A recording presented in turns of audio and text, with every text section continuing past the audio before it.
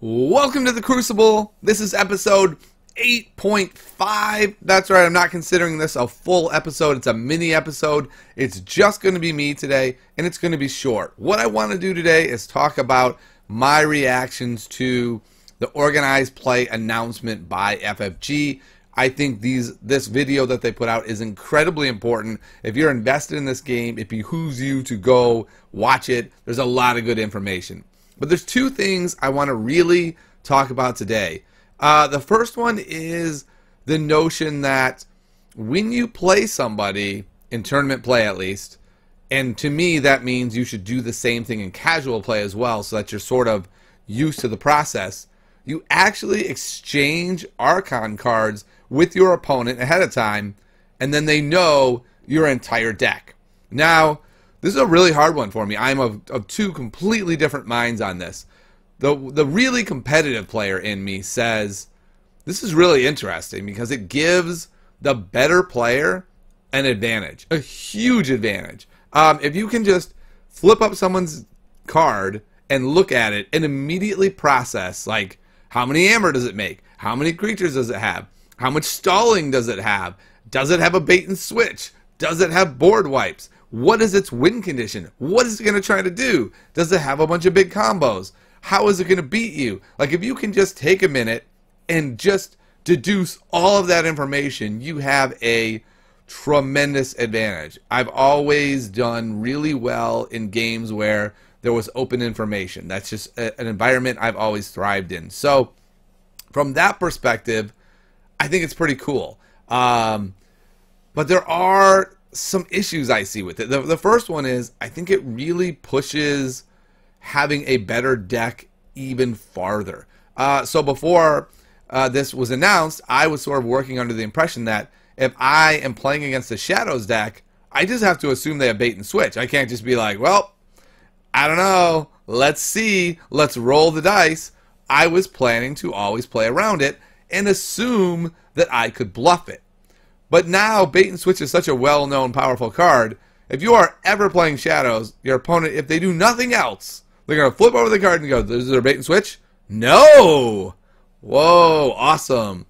So the issue to me is it really pushes the decks that have the good cards, it pushes them even farther up the power level. If you can't bluff at a bait and switch, then the decks that have bait and switch are infinitely better than those who don't, instead of being slightly better because good players aren't going to walk into it very often on the off chance you do have it. And in fact, it's not an off chance because it's common and most Shadows decks have them. The same thing with a board wipe. You can just flip up that thing and go, do they have a board wipe? Do they have a gateway to disc? Do they have a key to disc? Do they have any of these board wipes? They don't? Oh, nice! Broosh! And you can just, set out all those amazing creatures you have. Whereas before, I shouldn't say before because there was no before. But if you couldn't see their card, you would have to play more carefully. And so I'm really torn on this. I feel like removing the bluffing and amping up the power disparity between decks, to me personally, this is not the decision I would have made. I think it's a really interesting one. I'm looking forward to trying it out and seeing if maybe I'm going to say, oh, never mind, this is amazing. I love this idea. But my guess is that I'll just say it's something I'm very nervous about, and my gut says I would have been happier the other way, but we're going to try it out and we'll see how it is. I'm very curious to hear what you think about this. Do you think that this is going to be beneficial for the game? Do you think it's going to be a problem? What is your gut reaction? And then the next thing I want to talk about is another decision that went the other way from what I had thought it was going to go. And that is when you open a deck and you put it in the app, it will not be affected at all. It will just be a brand new deck and nothing will happen to it. It doesn't matter how good it is. It could be the greatest deck ever made and it will be just like your buddy's horrid deck that he just opened and is devastated by, and supposedly you have equal decks. And you go to your first tournament and you have equal decks. And now you play a couple tournaments and now it's kind of cool, right?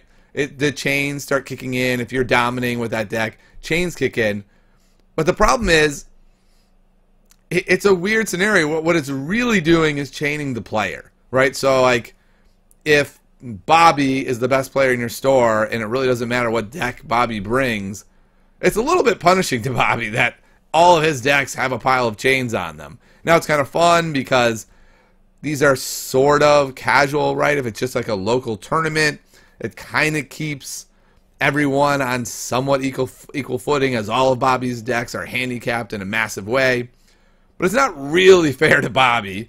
And what it really kind of does, I think, is it forces Bobby to acquire several good decks if he wants to play a good deck and not have it have a lot of chains. But that's only a minor issue for me. The biggest problem with that is then if you go to take your deck to a major event, it resets. The chains all come off for the major events, and all decks are fresh again.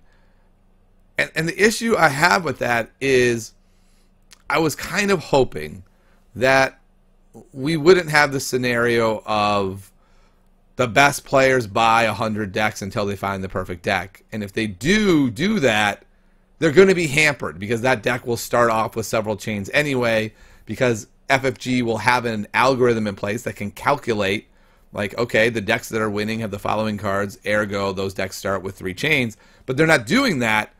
So it really does promote this idea amongst the most competitive players to just keep buying decks until they get a busted deck. And that I'm not thrilled with. I'm also not thrilled with the idea that if there's no initial chaining system in place, when 2 newer players buy a deck, they're equal decks. They just are. Right? You can look in the rules and it'll say, hey, if the decks feel uneven, one of the players can put chains on them, or the 2 players can bid chains to play that deck. But I can tell you, already from experience, this does not work. A friend of mine who is very much like me, looking to get competitive, they derive a lot of joy from actually winning, maybe more so than playing. He got a really, really strong deck in the pre-release day, right? I got a medium deck. It's fine. It was not a bad deck. It was not a good deck. It's fine. He plays a game. He whomps somebody. I sit down with him like, oh, hi, it's been a little while since I saw you. Oh, yeah, it's great. He shows me his deck, and I'm like, oh, well, so that deck is substantially better. So would you be willing to start with some chains? And he's like, no. Why would I start with chains? I've only played the deck like 1 or 2 times. That's ridiculous. And looking at it from his perspective, that is kind of an absurd ask of somebody, right? Like, you don't really have a lot of experience with your deck. I don't have a lot of experience with my deck. Would you mind putting chains on it? But from the person with the worst deck, it's basically an auto loss unless there's a huge skill gap. And so then I said, okay, would you be willing to do something like we bid chains to see how many chains we think it's worth? And he's like, no, I just got this deck. It's my deck. I want to play with my deck. Again, a very reasonable statement, I think. But it leaves us really illustrating, I think, this problem of just telling players and FFG just kind of washing their hands of this thing and going, I don't know, you guys just figure it out.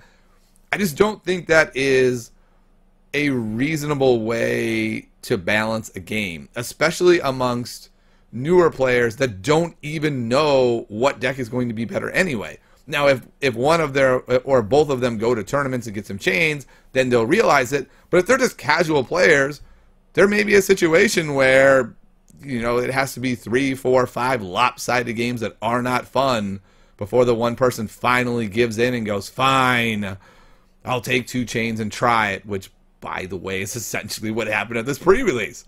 It was really fun for me because I talked to the person with the deck, and he was like, it was a really fun day. I whomped everyone. All the games were pretty close, though. I don't think my deck needs chains. I talked to every one of his opponents, and they were like, yeah, it wasn't fun at all. It was a total beatdown. I don't know what he's talking about. He destroyed me. Thankfully, this person is a very reasonable person. We've talked since then. And he's like, yeah, maybe I need a couple chains. And I'm not, by the way, I'm not saying this person needs 5, 10 chains or something. All I'm saying is that I think there is a lot of hesitation by people to chain their own deck without ample evidence And it's even harder if, like, the one player is way better than the other player. It's like, so I'm not allowed to be better than you? My deck is not better than you. I've played this game hundreds of times. I can tell from our list, your deck is actually slightly better than mine.